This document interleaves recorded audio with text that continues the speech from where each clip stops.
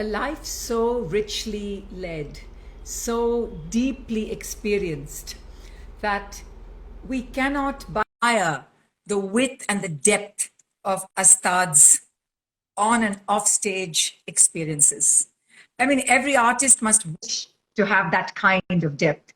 My guest now is master puppeteer Dadi Padamji, founder of Ishara Puppet Theatre. But in his own right, he's a national award winner. But if we can see the iconic photographs of Astad surrounded by puppets, it is because of the interaction and the collaborations that happened with the artist that is Dadi Padamji. Dadi, thank you so much for joining us. And I have to congratulate you for that amazing scene in Haider, in the movie Haider, which is just so memorable. But I will start by saying that when Astad won the Sangeet Natak Academy Award several years ago, he created something I think called Interpretations of Tagore or Remembering Tagore. Yeah? That's right. Yeah, and I remember presenting him in Chennai in the heart of the December season. And there was this opening moment in one of the pieces, or maybe it was the opening, with this red kind of, you know, whatever, the puppeteer's silhouette and the mask. It was a beautiful moment. That was also the very first time, Dadi, that we in Chennai saw him do his now historic twirls, you know, 100, 200, 300. But for you, the clock winds far, far longer. So you're from Pune, he's from Mumbai. So when did you both meet? Did you happen to see a performance of his? Did he see one of your works? Well, though I'm from Pune, I came to Delhi in 1980. Do you hear me? Yeah? Yes. And to set up the Sutradhar Puppet Theatre Repertory at the Sri Ram Center for Art and Culture, Manji House. And Astad had come to perform there with one of his first group, solo performance. But before Ratan Bhatti Boy and people did sets and things, I think there was Pali Oonwala, an architect.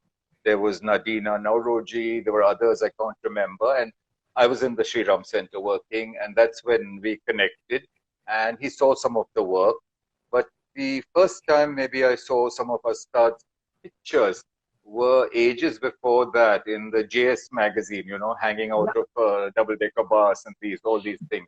So one thing led to another, and it was, I think, after I left the Sri Ram Center in '86, it was late '80s that he wanted to create a piece, and he had Astad, as you all earlier spoke about, had a fantastic ear for music. And towards the later years, music was composed. But in the earlier years, it was Philip Glass and other composers. And there was The Last Emperor, the movie, Luigi Sakamoto's music. And he used the track from there and a small 15-minute piece or a 20-minute piece called Friends. And that was with a larger-than-life puppet and it was the first piece that we did together. And Friends was about two characters or two figures moving in tandem, synergy, and then one takes over the other. The human being takes over the puppet, and then the puppet finds its strength and slams the human being and blah, blah, blah. And then they try to come together, but they don't. And that is what eventually did happen between Dadi and Astad in the last many years. Yeah.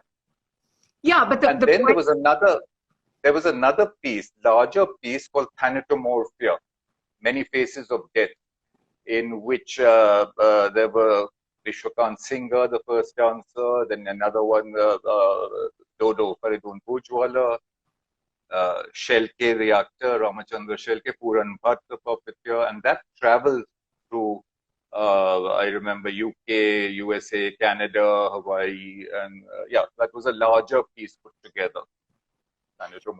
But perhaps the early years of watching you and seeing the possibilities, the possibilities that puppetry could add. Because, when we talk puppetry, Dadi, I come from Tamil Nadu, we also have a puppet tradition, but they're all about miniature hand maneuvered, puppets. Right. So the idea of sort of staging it and giving them this huge, larger than life, where they extend beyond the height of a human figure, that I found extremely interesting, because then Astad went on to use that That's right. aspect of staging, Right. So in working with some of your puppeteers or trained puppeteers, did they have to then sort of learn choreography in a different way in working with Astad? Because in a sense, Well, yeah, yeah. yeah. Let's all the young dancers, even the one that you saw on this morning, Naran, but the other Shamshul, and Yeah. he worked he collaborated with many people, right? A start, and it starts with Dan Edenwaller's group, the Oral School for the Deaf in Calcutta, long ago. After Yeah. that, Chennai, and then Gallaudet University. He did collaborations with actors, people. He always mentioned somehow, I don't know this, but he kept saying that in Bombay, nobody's interested in my work. People are not. I said, why don't you teach? Why don't you mentor? Which he did in the end, but it was mostly with the people not from Mumbai, I would say. There was this group from Delhi, and this was first when he did his large piece was with the kids from Salam Balak Trust. And Yeah. out of that group are some of these, and Shamshul now, who choreographs for him in the last few pieces, and Shamim, who was a puppeteer. So Shamshul, Shamim, all these people worked with Ishara or trained with Ishara, but they had I don't know, an internal knack. They did a lot of workshops before I started with Chow, with Shamshul also did his little whatever other get with Kathakali, with Oh, Sudesh Adana, who had choreographed for the Haider song. So they all had some talent, and Astad, I think, mentored them, and it became, much better. And Shamim then made those puppets, the ones for Kali, and it was called My Grace or Your Grace, that piece, which was done. Yeah, but So yeah, there that, was. yeah, that was beautiful. And I remember, because I was in Chicago and Shamshul was there for that That's right. large collaboration. Yes, I was there during rehearsal. And I remember this, the large puppet and Astad and Hema Rajagopalan. And yeah, in the beginning, when the puppet sort of came into the stage, it felt like it was sort of inanimate. But then when the music started, I was watching the puppet because it had such terrific abhinay, That's and right. yeah, so you've always believed, Dadi, in the fact that puppetry can also be educative. It can be used for children and adults, and it's for everybody. Yeah, but Right. what was the first time you watched Astad on stage as a performer? I think that it was that period when he came to Sri Ram Center. Okay. I don't know. It would have been between 1980 and 1984. It Okay. would have been at that point. And those were the times when he had these small pieces, chewing gum with acrylic fabric. Then I think with the metal boxes, triangles, things like that. After which, whenever he came to Delhi, we met. He did what we call a lot of dushum shows as well. Those days were entertainment shows, hip hop, jazz a bit at the Taj. And later on, it started getting into towards the end, more minimal and the twirling, as you saw. Yeah. What is important about the puppet thing, he wanted to collaborate. He wanted, and we didn't later on, because I thought we're repeating ourselves. You see, the puppets move beautifully. And each time we try something, we should try something more. The other aspect of these sort of large puppets, which I play with in scale, is that sometimes they can overpower the stage. Yeah. When the puppet comes on stage, your focus goes there. So as a dancer, you would know that you're important on stage as well. The dancer's ego is also important. And so that is also, there have been many cases where dancers have said, let's do puppets. And I said, no, unless the puppet and the dancer are equal on stage and it's not just used as a prop, it doesn't make sense for me. And to use puppets as a means, not as ends in itself, to tell a story. So Astad used puppets, and because of his work with Astad, my work, dance or movement came into my puppet. Lots of my performances have a lot of movement, so these young people are part of it. And we use puppets, masks, objects, to tell a story. So, Yeah. you know, very, Because very different. Yeah. there's a beautiful photograph of Astad against some, I think maybe Trafalgar Square or some building, and then you those giant puppets in red, and then I think the Manipuri boy is leaping in the air, and Astad is Yeah. just standing in his long blue, Yeah. like an angarkha, you know. And you're right, because Yeah. yeah, so those Yeah. giant red puppets are where your eye goes to first. But yeah, and so working, I mean, I understand it's two different mediums, you know, but we are talking today because it's Astad's 74th birthday and he's not with us. And nobody so far has spoken about his famous temper, which I have seen. Uh, uh, He's yeah, he I, slapped people as well. Yeah, I remember well, poor Milind Srivastava, the light guy, with one of the shows. I was in Europe, but I heard about it and with the Japanese composer. It was at Meghdut Theatre, and something had gone wrong. And well, well, I don't know whoever spoke, and the poor light guy really got it. Well, I think that is natural. All of us are tense before any performance and things like that. So each other, and we should be, because otherwise, if you're so confident, the show is never perfect. I know. I happened to be there at the Meghdut Theatre, and but we waited. Yes, there was something, Yes, and we waited, and the show did go on. It was incredible, but no, I'm just saying, you know, you have if somebody who's collaborated and lived and experienced the kind of life he's had, of course he is not always an artist is not always calm and composed, and of course, but everybody says that he was a perfectionist, that he sort of drove himself and the people around him to, like, you know, a really hard taskmaster. Did you get an opportunity to watch him at work, like at rehearsals or backstage? sure. When we worked together, but those were in the earlier times, and he was very particular about rehearsals, setup, about his lights, you know, all these things. I think the costume part came later. The earlier it was more stretch and leotards and you know things like that. But I think it was Archana Shah from Bandage in Yes, Ahmedabad when yes, he in the first thing of this big yes, Jama thing yes, happened, and yes. then it became different materials, different designers. Ashteen, who's after this, has done many people. So he was conscious about that. He he he was always wanting to collaborate. He would let you do, if you collaborated, he would let you do, or he would trust what the other person is, you know, the costume person or the puppeteers or whatever.